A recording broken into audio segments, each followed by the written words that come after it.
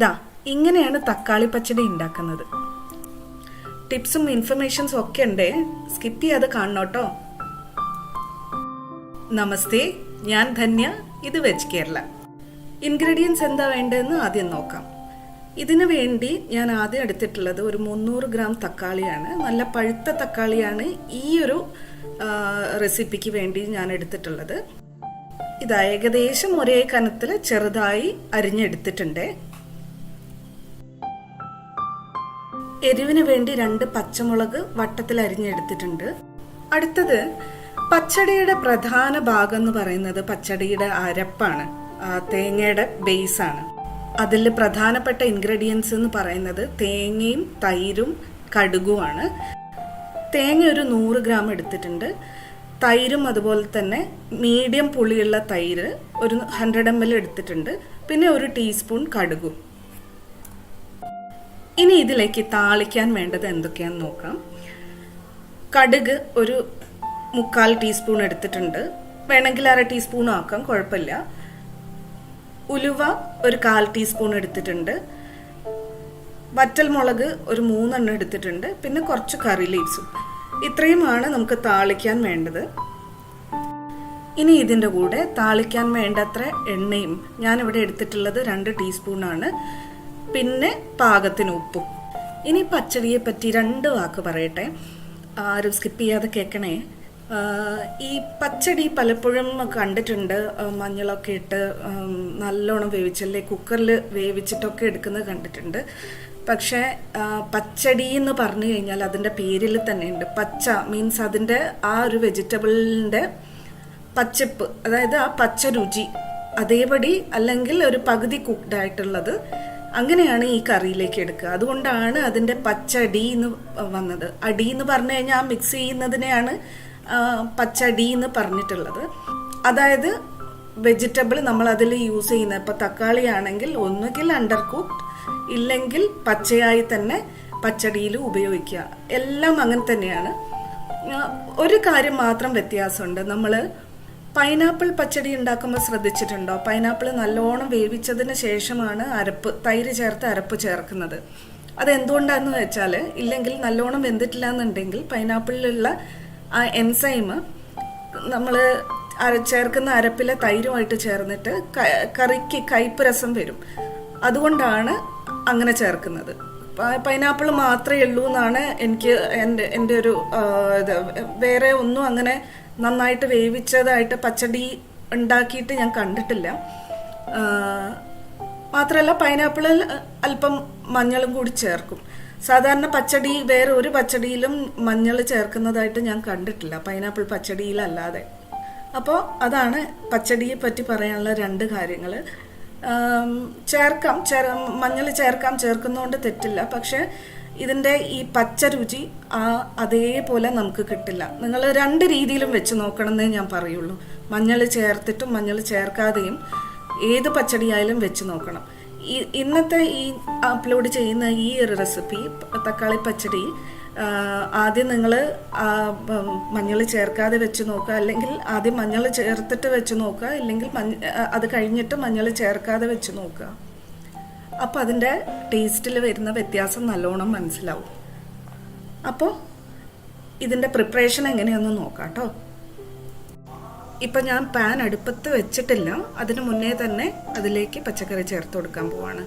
ആദ്യം തക്കാളി, പിന്നെ അതിൻ്റെ കൂടെ തന്നെ മുളക്, ഗ്രീൻ ചില്ലി, പിന്നെ കൂടെ കുറച്ച് ഉപ്പും, പാകത്തിന് ഉപ്പും കുറച്ച് വെള്ളവും, ഒരു 1/4 ഗ്ലാസ്സിന് അത്രയില്ല, അത്രയും അതിന് 1/4 ഗ്ലാസ്സിൽ കുറവ് വെള്ളം കൂടെ ചേർത്ത് കൊടുക്കുകയാണ്.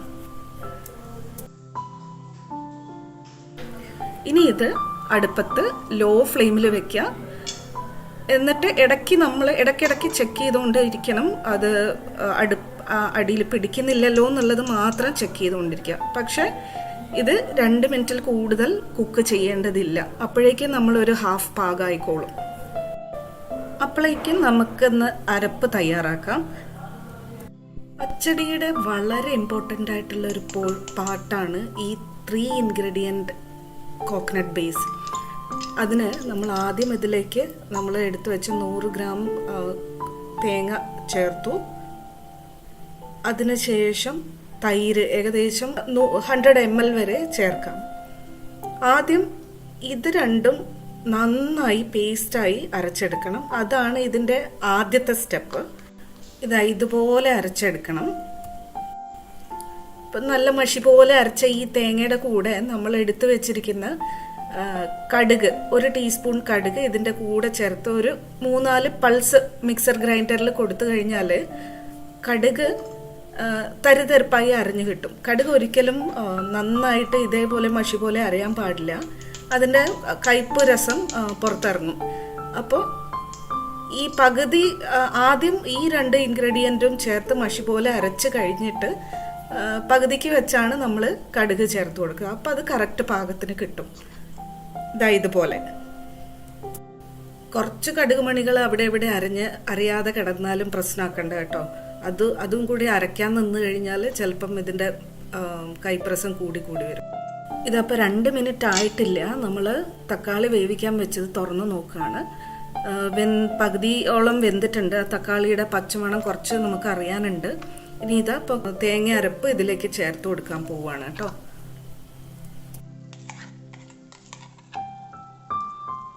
അരപ്പ് ചേർത്തിട്ട് ഇളക്കുന്നതിന് മുന്നേ നമുക്ക് തീ സ്വിച്ച് ഓഫ് ചെയ്യാം. ഈ കറിയുടെ ഈ ഒരു ചൂട് മതി നമ്മൾ തേങ്ങ വേവാൻ. അതും ഏകദേശം പച്ച പരുവത്തിനാണ് കിടക്കുക. നല്ലോണം അങ്ങ് അത് ഒരിക്കലും വെന്തിട്ടല്ല നമ്മൾ പച്ചടി ഉണ്ടാക്കുക.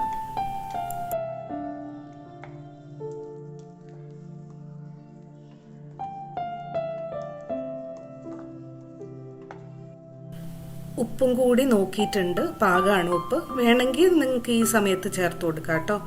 ഇനി ഇത് സൈഡിലേക്ക് മാറ്റി വയ്ക്കുകയാണ്. ഇതിലേക്ക് താളിക്കാൻ പോവുകയാണ് കേട്ടോ.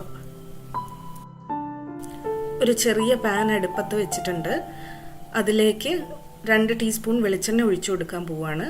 വെളിച്ചെണ്ണ ചൂടാകുമ്പോൾ കടുക് ചേർത്ത് കൊടുക്കും.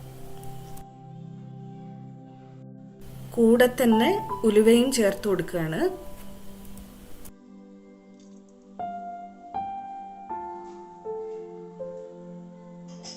ഇതിപ്പം കടുകും ഉലുവയും ഒക്കെ ഒന്ന് പൊട്ടി തുടങ്ങിയിട്ടുണ്ട്.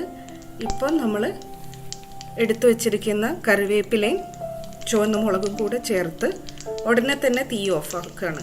ആ ഒരു തീ മതി കറിവേപ്പിലയും ചുവന്ന മുളകും പാകാവാൻ. ഇത് നമുക്ക് നേരെ കറിയിലോട്ട് ചേർക്കാം.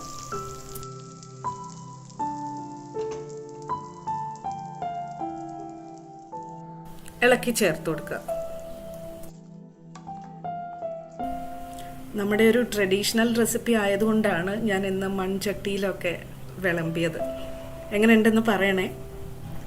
പിന്നെ ഇതിൻ്റെ ഒരു ടിപ്പാണ്, മഞ്ഞളില്ലാതെ ഈ കറി ഉണ്ടാക്കി നോക്കണം എന്നുള്ളത്. അതിൻ്റെ ശരിയായ ടേസ്റ്റ് അറിയണമെങ്കിൽ പിന്നെ എന്താ പറയുക, എല്ലാവരും സബ്സ്ക്രൈബ്, ലൈക്ക്, ഷെയർ, കമൻ്റ് എല്ലാം ചെയ്യണം. Love you all. Bye.